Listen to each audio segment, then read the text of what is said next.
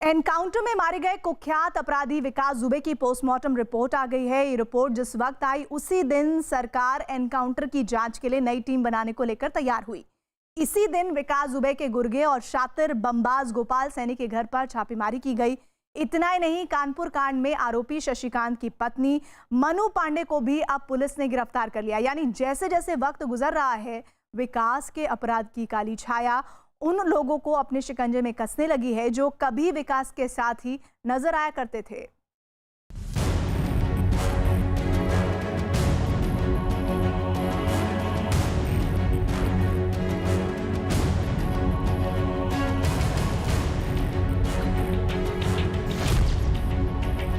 ये उसी कुख्यात विकास दुबे की पोस्टमार्टम रिपोर्ट है, जिसे 10 जुलाई की सुबह कानपुर के सचेली इलाके में पुलिस ने अपनी गोलियों से ढेर कर दिया।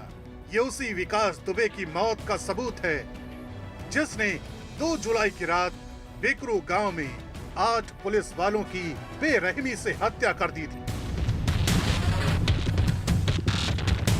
ये उसी विकास दुबे की मौत का दस्तावेज है, जिस पर 60 से ज्यादा वारदात में शामिल होने के आपराधिक मामले चल रहे थे।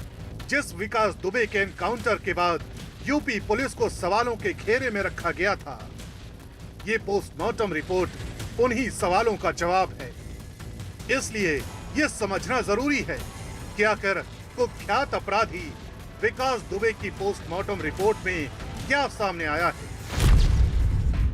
विकास दुबे की पोस्टमार्टम रिपोर्ट में सामने आया है कि उसके शरीर से 3 गोलियां आर पार हुई थी, जिनमें से एक गोली विकास के दाहिने कंधे से निकलकर पार हुई थी, जबकि 2 गोलियां सीने के बाईं तरफ से आर पार हुई थी। विकास दुबे की पोस्टमार्टम रिपोर्ट में जो सबसे अहम बात सामने आई है, वो यही है कि विकास के शरीर पर सामने से गोलियां लगी।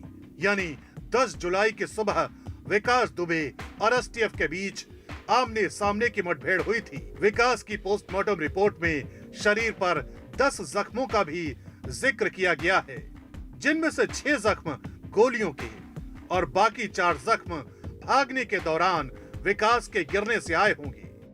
हालांकि विकास दुबे की पोस्टमार्टम रिपोर्ट में इस बात का पता नहीं चल पाया है कि 10 जुलाई को उसको कितनी दूर से गोली मारी गई थी, लेकिन पोस्टमार्टम रिपोर्ट में यह साफ हो रहा है कि गाड़ी पलटने के बाद विकास मौका देखकर भागने की कोशिश कर रहा था और एसटीएफ ने मुठभेड़ में उसे मार गिराया। विकास दुबे की पोस्टमार्टम रिपोर्ट उसके गुनाहों का वो दस्तावेज है जो ये साफ करता है कि अपने आखिरी वक्त में भी विकास दुबे किस तरह से पुलिस को छकाना चाहता था। इतना ही नहीं, विकास दुबे से जुड़ी जांच अब जैसे जैसे आगे बढ़ रही है, वैसे वैसे इस कहानी में नए किरदार भी शामिल होते जा रहे हैं। विकास दुबे के खजांची जय वाजपेयी के बाद अब इस कहानी में नया किरदार शामिल हुआ है प्रशांत शुक्ला और डब्बू का। जय वाजपेयी के बाद अब पुलिस ने प्रशांत शुक्ला को भी अपने शिकंजे में ले लिया है। जय वाजपेयी और प्रशांत शुक्ला पर आरोप है कि 2 जुलाई की घटना से पहले दोनों विकास दुबे के फोन करने पर बिकरू गांव पहुंचे थे। इस दौरान दोनों ने विकास दुबे को 2 लाख रुपए, 2 रिवॉल्वर और 25 कारतूस दिए थे। 4 जुलाई को जय वाजपेयी विकास दुबे और उसके गैंग के साथियों को अपनी गाड़ियों से सुरक्षित ठिकानों पर भेजना चाहता था, लेकिन पुलिस की सक्रियता की वजह से इन गाड़ियों को काका देव में लावारिस हालत में छोड़ दिया गया था, जिसके बाद उन गाड़ियों को पुलिस ने संदिग्ध मानते हुए अपने कब्जे में ले लिया था। यही वजह है कि एक बार फिर पुलिस ने जय वाजपेयी को दोबारा गिरफ्तार कर लिया है, जबकि इस कहानी में शामिल हुए नए किरदार प्रशांत शुक्ला से भी नजीराबाद कोतवाली में पूछताछ शुरू कर दी गई है। दरअसल कई दिनों की पूछताछ के बाद पुलिस ने विकास दुबे के खजांची जय वाजपेयी को छोड़ दिया, लेकिन न्यूज 18 इंडिया पर खबर दिखाए जाने के बाद पुलिस एक बार फिर हरकत में आई और जय को गिरफ्तार किया। लेकिन इस बार एक नया किरदार भी सामने आया, जिसका नाम प्रशांत है। इन दोनों पर आरोप है विकास दुबे की मदद करने का। डर और दहशत से भरी विकास दुबे के अपराध की दुनिया में पूर्व कैबिनेट मंत्री के नाती नीरज सिंह गौर पर भी शिकंजा कसता जा रहा है। दावा किया जा रहा है कि नीरज सिंह गौर कुख्यात अपराधी विकास दुबे का बेहद करीबी रहा है। समाजवादी पार्टी से तिगाई जिला पंचायत अध्यक्ष नीरज सिंह गौर पर शक की सुई इसलिए घूम रही है क्योंकि 2 जुलाई की वारदात से 20 दिन पहले नीरज और विकास दुबे एक दुकान के उद्घाटन में शामिल हुए थे। नीरज सिंह गौर वही शख्स है जिस पर 2018 में जहरीली शराब कांड का आरोप लगा था। इस मामले में विकास दुबे ने शिकायत करने वालों को जान से मारने की धमकी दी थी। विकास के कई असलहे नीरज गन हाउस से खरीदे जाने का शक है। इतना ही नहीं, पुलिस और विकास दुबे से जुड़ी उन फाइलों को भी खंगालने लगी है जिन्हें बीते कई सालों से खोलने की कोशिश नहीं की गई। इसी कड़ी में एसआईटी की टीम ने सर्वेश्वर पांडे और संतोष शुक्ला हत्याकांड की फाइलों को अपने कब्जे में ले लिया है। इसके अलावा विकास दुबे से जुड़ी कई दूसरी शिकायतों की भी पड़ताल की जा रही है। दुर्दांत अपराधी विकास दुबे से जुड़ी जांच में पुलिस कदम दर कदम जैसे जैसे आगे बढ़ रही है, वैसे वैसे उसके अतीत की कहानियों का राज भी अब फाश हो रहा है। पुलिस के हाथ और कुछ वीडियोस लगे हैं जिसमें यह साफ पता चलता है कि उसकी आपराधिक दुनिया में कितने लोग शामिल थे।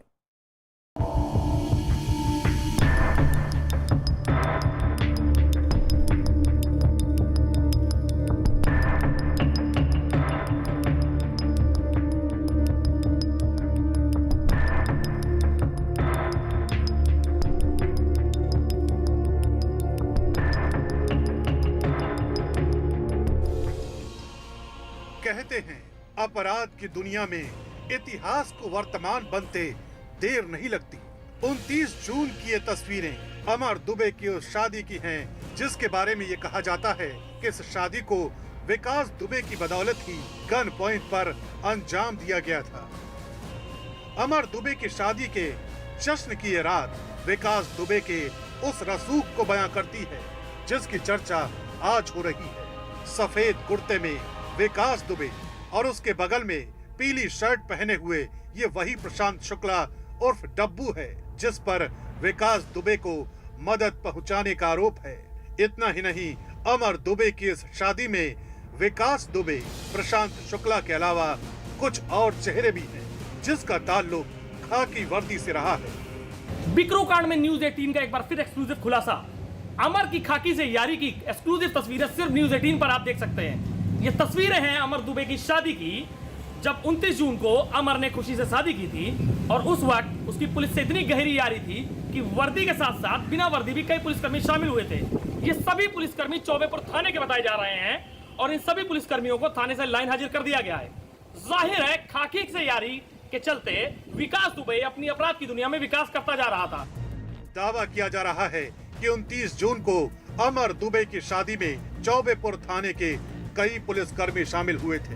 इस दौरान चौबेपुर थाने के 3 सिपाही बिना वर्दी के शादी में हिस्सा लेने पहुंचे थे, जबकि एक पुलिसकर्मी वर्दी में अमर दुबे की शादी में पहुंचा हुआ था। विकास दुबे के राइट हैंड माने जाने वाले अमर दुबे की शादी के स्टेज पर दूल्हा दुल्हन को आशीर्वाद देने पहुंचा ये चौबेपुर थाने का स्टाफ है।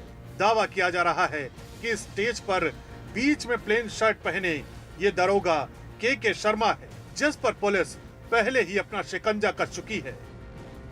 इससे पहले अमर दुबे की शादी से ही जुड़ी कुछ और तस्वीरें भी सामने आ चुकी हैं।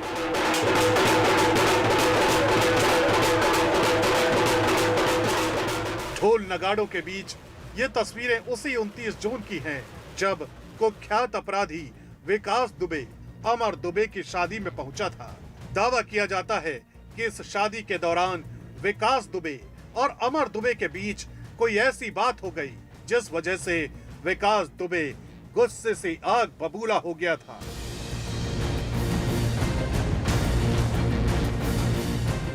अमर दुबे की शादी के इस नए वीडियो में साफ नजर आ रहा है कि दोनों के बीच किसी बात को लेकर ऐसी कहासुनी हुई जिसके बाद विकास कई घंटों तक अमर दुबे के आसपास नजर नहीं आया। बताया जाता है कि काफी मान मनौवल के बाद विकास दुबे को इस शादी में शामिल होने के लिए राजी किया गया था। इतना ही नहीं, अमर दुबे की शादी से जुड़ा ये वीडियो भी सामने आया है जिसमें जयमाल के बाद फेरों के वक्त कुछ ऐसे वीडियो कैद हुए जिन्हें देखकर साफ अंदाजा लगाया जा सकता है कि अमर दुबे की पत्नी खुशी और उसकी मां गन पॉइंट पर हुई इस शादी से खुश नहीं थे। बताया यही जाता है कि खुशी के परिवार वालों को बंदूक की नोक पर ही विकास दुबे ने इस शादी के लिए राजी किया था। उधर हाल ही में पुलिस के हत्थे वो शख्स भी चढ़ चुका है जिसने 2 जुलाई की रात बिकरू गांव में पुलिस पार्टी को रोकने के लिए खुदाई करने वाली मशीन को बीच रास्ते में खड़ा कर दिया था।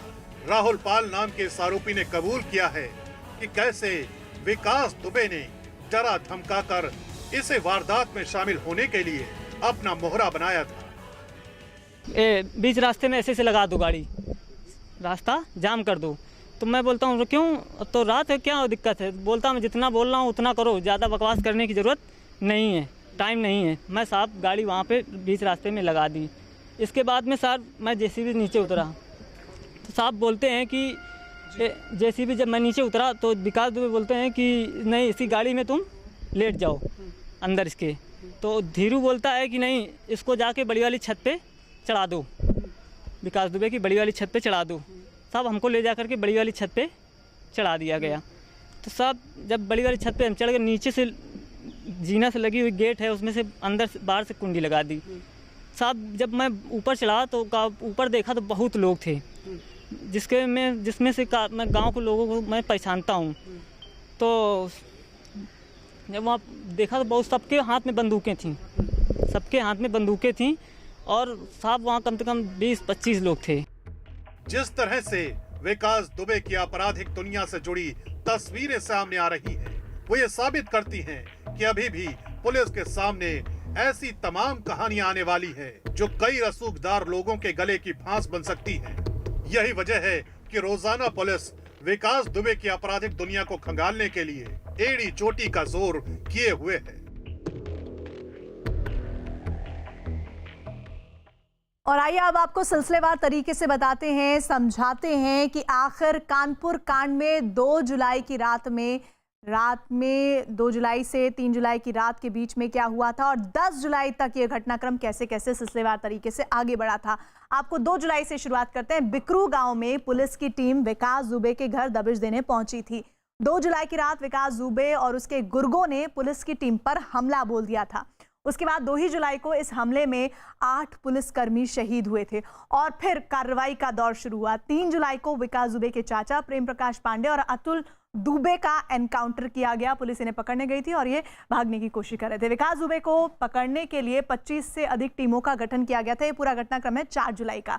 इसके बाद 6 जुलाई की तारीख याद कीजिए, विकास दुबे पर रखा गया था इनाम, उसे बढ़ाकर राशि 2.5 लाख कर दी गई थी ताकि उसे पकड़वाने में मदद मिल सके। 6 जुलाई को 2 सब इंस्पेक्टर और 1 पुलिसकर्मी को निलंबित किया गया था कि विकास दुबे की साजिश में शामिल होने के जो साक्ष्य थे वो मिले थे। 7 जुलाई को भगोड़े गैंगस्टर विकास दुबे को फरीदाबाद शहर में देखा गया था। सीसीटीवी फुटेज एक होटल के बाहर से बरामद हुई थी। 8 जुलाई को इंस्पेक्टर विनय तिवारी को निलंबित करने के साथ गिरफ्तार भी किया गया था। चौबेपुर में ये तैनात था और इसको फिर किस तरह से इस पर कार्रवाई की गई थी। 9 जुलाई को मध्य प्रदेश के उज्जैन से विकास दुबे को गिरफ्तार किया गया था। वहां उज्जैन में महाकाल के दर्शन करने के लिए वो आया था, ऐसी जानकारी मिली थी। 10 जुलाई को कानपुर के सचंडी इलाके में विकास दुबे एनकाउंटर में ढेर कर दिया गया था। तो कुल मिलाकर ये जो तस्वीर सामने आई उससे ये साफ हो जाता है कि किस तरह से 2 से लेकर 10 जुलाई में कानपुर कांड की पूरी इनसाइड स्टोरी साफ है।